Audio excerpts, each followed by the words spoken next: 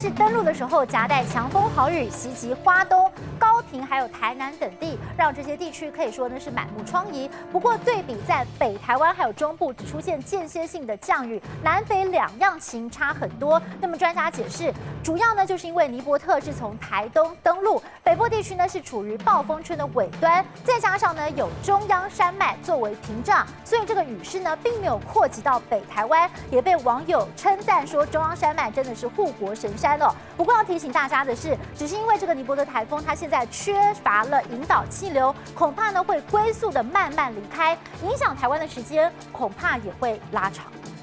台东车站重达19吨的货车连3台出轨翻覆，一旁长达200公尺的施工围篱也难敌强劲风势，全被吹垮，铁皮乱飞，横躺路中央。尼伯特台风直扑台东，瞬间最大阵风一度达到17级，打破115年来的历史观测记录。因为这次的台风真的是风力很强，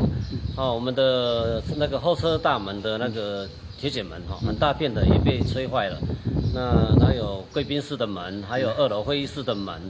尼伯特台风路径诡异，从最初预估台风中心可能从宜花登陆，最后直冲台东太麻里，先是撞上中央山脉，让雨势集中华东地区，后来还避开中央山脉这一座护国神山高峰往南移，结构只稍稍遭到破坏，上下层完全没分离，还靠着内部环流携带充沛水汽，雨灌高屏。被形容为小钢炮的尼伯特台风集中式攻击，让台湾南部淹水，暴风尾端的北部地区间歇性降雨，两样情。山脉让它的这个移动速度有明显的减缓，在打转的一种趋势，所以反而来说的话，它并没有影响到台湾北部。60年来最强手台难以捉摸，中心出海后，不只因为缺乏导引气流，龟速慢慢走，更打乱天气系统。就有气象专家表示，太平洋高压持续东退，大陆梅雨锋面在夏季罕见南下，西南风影响到下周4后雨不停，梅雨锋面接棒整周湿哒哒，小钢炮台风引发的效应，后续降雨时间恐怕得再拉长。记者综合报道。